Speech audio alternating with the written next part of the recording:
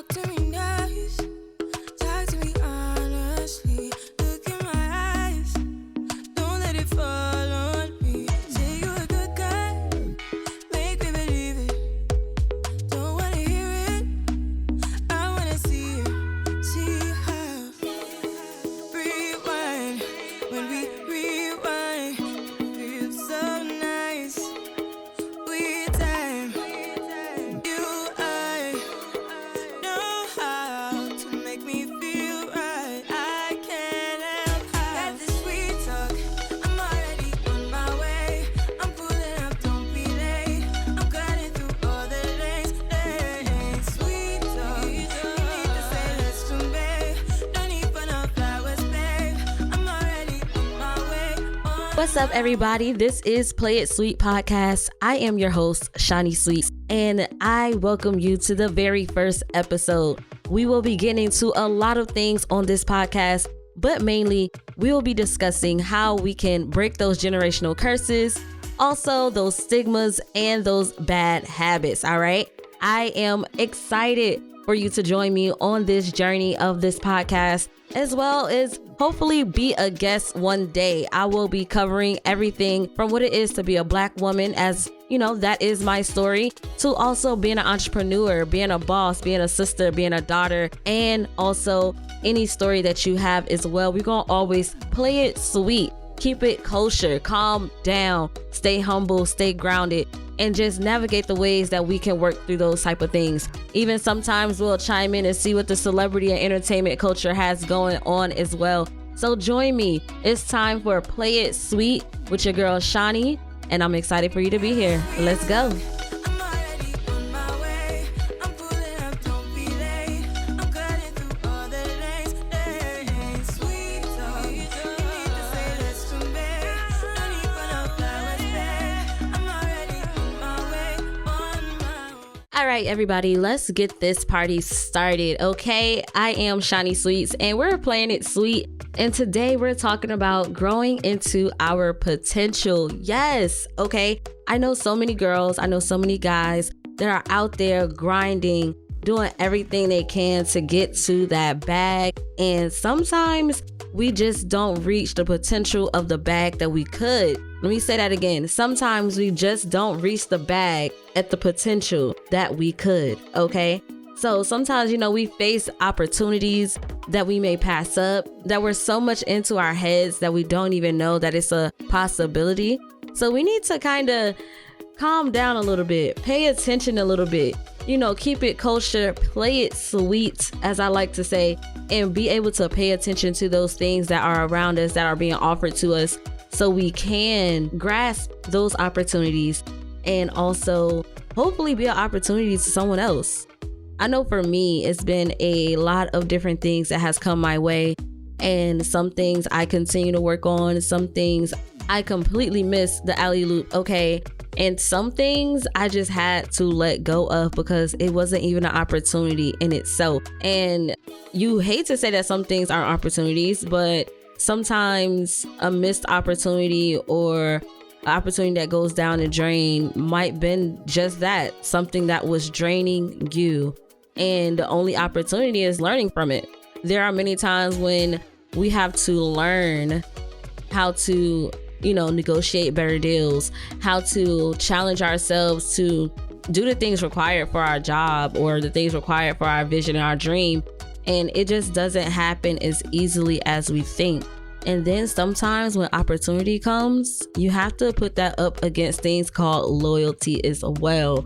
You never want to get sidetracked. You never want to put somebody else in front of you. You never want to put somebody else in front of your team who has been there for you as well. And sometimes you are the team. That's just it. You are the team. A lot of times when you are working and doing projects and trying to define yourself and define your career, you kind of realize that there's a fear there. And sometimes with that fear comes that missed opportunity. I'm just saying, we got to get out of our head, get out of our bag, get out of our feelings, and grasp the opportunity as it is provided for you. I know one time I had an opportunity to do something and I was so afraid. I did not know what to do. So I reverted. I went backwards. I tried to talk myself out of it, and I just kept getting signs. I kept getting ideas from people. I kept getting signs that I need to do this. Every time I tried to revert to do something else, something very, very bad would happen. And I had to really recognize my true power, recognize my true strength, and recognize my true talent, because there's somebody watching over us. There's somebody controlling all of what's going on here, and they know the bigger picture. And when you try to go over that picture with the eraser, it has nothing on the permanent mark that was already put there. I know for me, an opportunity that I was afraid to jump on was actually moving to North Carolina. I am a New York Bama girl, and I also lived in Connecticut for a while, but my roots are New York and Alabama. And my family from Connecticut actually moved to North Carolina, and they kept telling me and my mom and my sisters to move up here. We had all lived together in Connecticut, and we actually, when everybody went their separate ways, and my family moved to North Carolina, we moved back to Alabama, and we used to just come visit. And they kept saying, come move up here, come move up here. But for me, I moved a lot.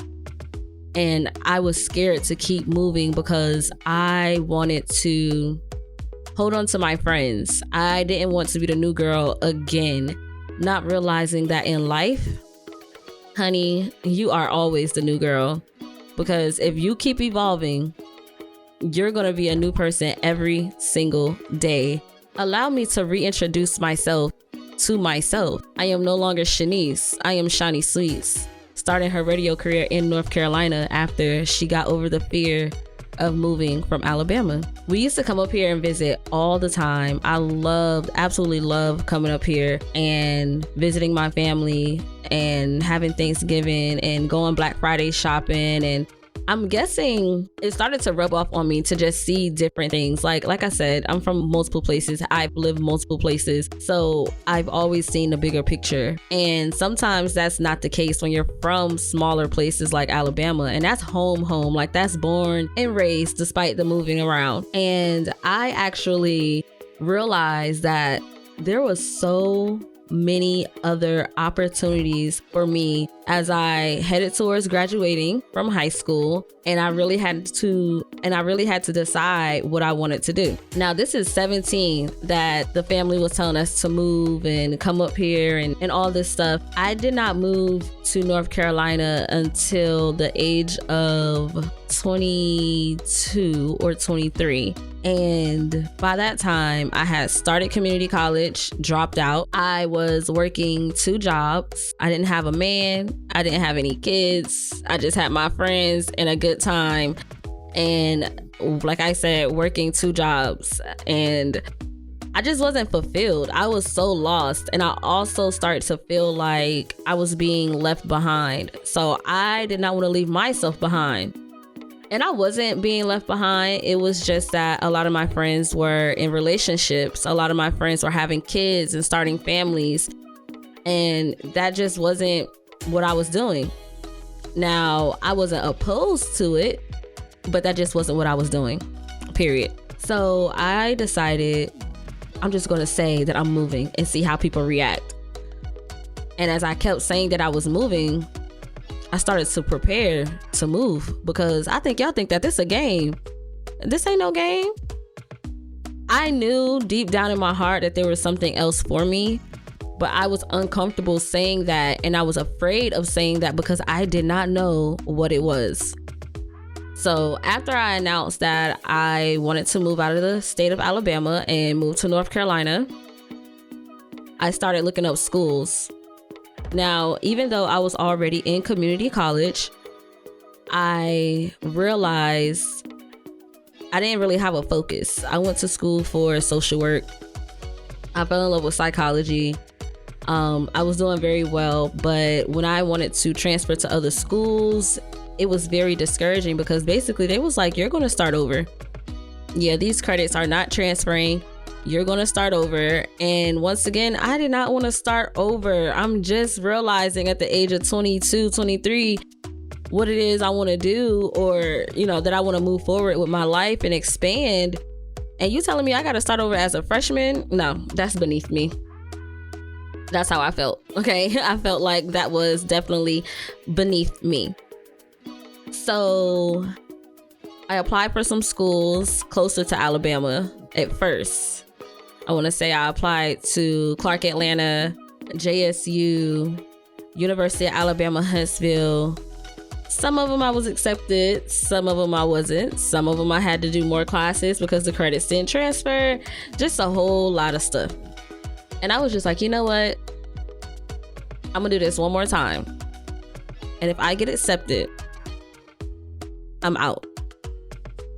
Also, I was gonna go to the military too, but that did not last long, so there was no point of giving that story. But that also had a little bit to do with why I was coming to North Carolina, so it could be my residential state. So I applied to Shaw University and I got accepted. Easy. So I packed up my stuff. I moved to North Carolina and I started school. And I fell in love with radio. I decided to go for mass communications and receive my bachelor's of arts degree. And it was a trial and a tribulation, honey. But I grew into every trial and every tribulation that was thrown at me, all very humbly, all very discreetly, sometimes in isolation as well. And you have to grow in your isolation. It's just what it is. It wasn't pretty, and it's a lot more to that story. But I did it. I got in front of a microphone for the very first time at Shaw University, and Shawnee Sweets was born. And I have been looking for a nickname for a very long time. Let me tell you that, okay? Everybody called me Shanice, or they said Shanice wrong. It was Shanice, Shanice, Stanice, Shawnees, Shawnees. My mom got a New York accent, so whatever she says out her mouth, that's what it is. I honestly think my dad and my mom are the only two that says my name correctly. Maybe my grandparents as well. But yeah, I don't even say it right. But anyways, off of that, Shawnee Sweets was developed and born and rebirthed, and I never ever in my life felt so alive. I never in my life felt like somebody saw me, and I never felt like somebody heard me. And for me to open my mouth for the very first time, sitting behind a microphone in a whole radio station, shout out to Shaw University, one of the first HBCUs to do it when it comes to college radio, just one of them, not the only one. But it gave me something to do. It gave me something to look forward to. It gave me something to dream about. And it unlocked the dreams that I had locked away in my mind and in my heart for so long. I was obsessed with 106 in Park. I was obsessed with Angie Martinez and Hot 97 in New York and Wendy Williams and so many other personalities, media, radio, Lala, Sway in the Morning, Big Boy, Flex, Funk Master Flex, even though he's a DJ. Like, by the time I started coming around, he was definitely on the radio doing his thing. I was obsessed with the culture of hip hop. I was obsessed with the style, the fashion. Like, I wanted to be a Fonzler Bentley. Like, I was like, I'm going to get close to Diddy somehow. If I got to go and be an assistant, I'm going to do something.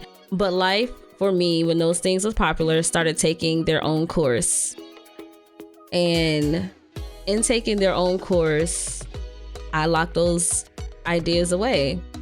But now, fast forward to, I want to say 2017, I'm sitting in this radio station and this new fierce young girl is being born, being developed, being guided. Shout out to my advisor and the managers of Shaw University, the teachers and professors at Shaw University. That department, that mass comm department, helped me see and visualize everything that was laid out in front of me. Now, my problem is, how am I going to navigate this? Okay, now I got anxiety. Now I'm going to revert again, even though I'm here. I'm not going to go nowhere 100%, but maybe not giving everything my all because I was scared, or taking my attention and my focus and pouring it into instant gratifications was yielding me from receiving those opportunities at the potential that I should have. I now have college radio under my belt, online radio under my belt, and commercial radio under my belt. And this is my first episode of my own podcast, completely controlled by me, edited by me, designed by me. And even in that, that's a lot, right? Even in that, I still get scared. I still have fear. I still miss opportunities. But one opportunity that I will never, ever let go of is the opportunity to grow and to learn from your mistakes. I might let something slip by me the first time, but you know it's not going to happen again. And that's just what it is. It's like, I'm the type of person, let me try something once, understand it completely, understand my comfortability in it, my vision in it, how it makes me feel, and then I'll make a decision. I ain't gonna lie to you. Sometimes you can't even, that's not even worth it. I had to scrap that idea of doing things, of trying things just once. I had to get to an understanding of who I am, what I want, and have that confidence in that, because any second guessing or let me try it and see how it goes is just a sign of not believing. It's a sign of you not really growing into your full potential because you are second guessing. You're holding back. You are wasting so much energy and so much time on things that you think can be a quicker route, an easier route. So many other ideas, or maybe you have a big heart and you want to help somebody else. So now your opportunities are their opportunities, but they're not giving that all for the opportunity like you would. And now your energy is being drained. And now you can't give your all to that opportunity because you have such a big heart and you want to share because you see the vision. You know what's there. You know what the potential is. But what we don't talk about is growing into that potential. I definitely had to do that. When I really, really decided to move into my potential, like full blown, was when I decided to go for my second degree. I fought the idea of getting my master's the entire 4 years of undergrad. The entire. And as I fought that idea, I remember handing in a paper at the end of my senior year of college, and my advisor asked me, "You going to get your second degree?" And I was like, "No, I am not. I am done. I'm tired. Y'all done had me ripping and running from class to work. I'm a full-time student. Now it's time to get to this bag." There was no bag out there when I graduated from Shaw University with my bachelor's degree. Okay. I was back serving for 6 months. I did bartending, you guys. I did serving, and I did not want to be back in that space, but I found myself back in that space. So I'm questioning myself, like, what did I not do in undergrad that could have had me in another position post-grad? I didn't do a lot of stuff. Sometimes I would party. Sometimes I would overwhelm myself with work to help pay bills. Sometimes I would just strictly just be afraid and think I'm not good enough, so I wouldn't do certain opportunities or go and join certain organizations. I did not join not one organization because of fear while I was in college.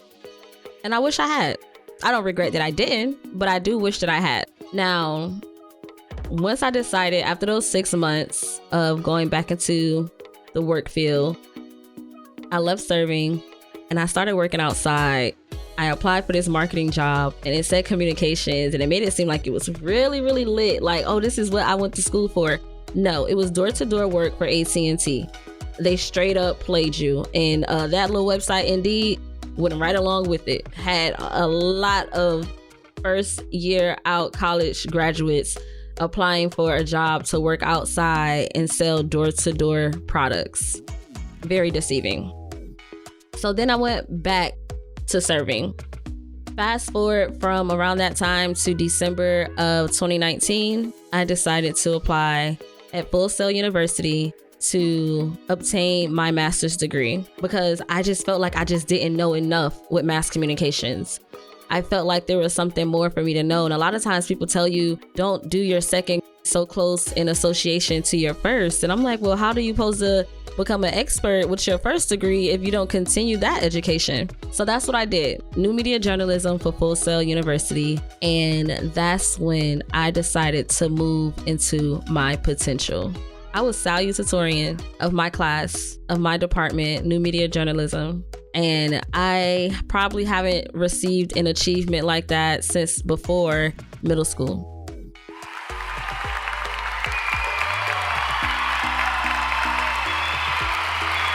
I was so proud of that achievement. I was so proud that I absolutely 100% put my all into everything that I did for my second degree, including everything before that. But it just felt like I was unstoppable, that I had so many other things to accomplish, and that I finally had that formula to actually do that, to know what it takes for me to complete something and go for a goal and obtain it. Now, no, that was not my goal. I actually wanted to be valedictorian. But, when you put your all into it, you do the best that you can. The fact that I still got an achievement was everything to me. Okay. Like, especially coming in at number 2. So it's like, I really had to grow into my potential, and I'm still growing into my potential. And I am letting go of so much fear. I am letting go of everything that's held me back. I am talking to who I need to talk to. I am networking. I am creating. I am putting things into the atmosphere, and I am not taking no from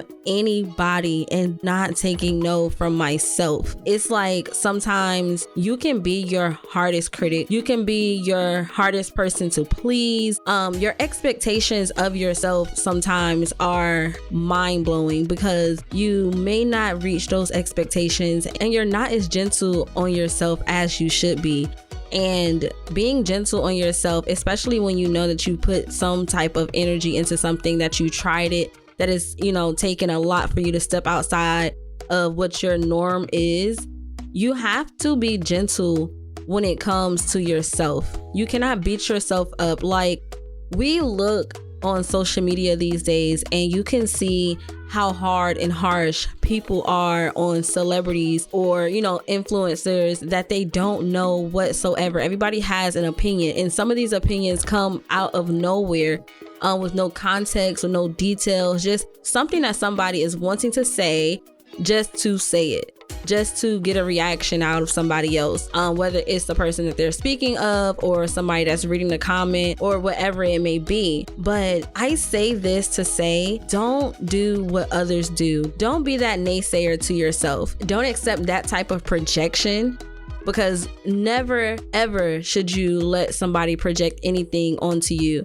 And when you are moving in your potential, you are taking chance on yourself and achieving every goal that you possibly can. I mean, come on now.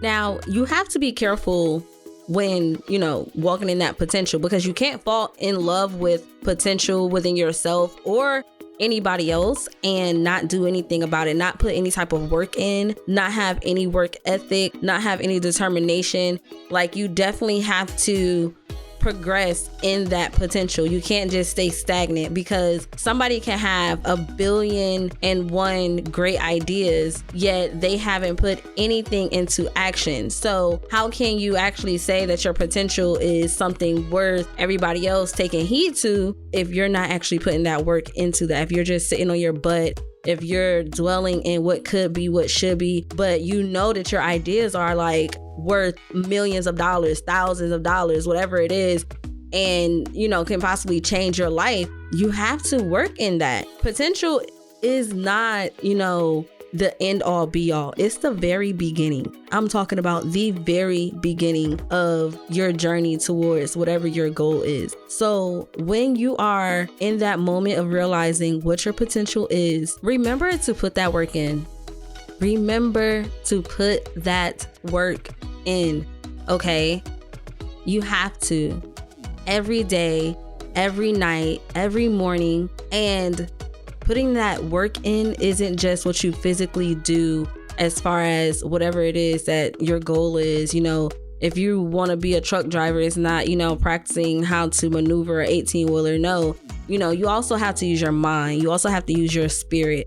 You also have to, you know, pray about it, manifest it, definitely do all the things that need to be done in a balance to make this potential grow into something that is amazing, something that you never thought could possibly happen. Because everything that we think could happen is like times 10. So if I haven't told you nothing, I have told you to grow into your potential.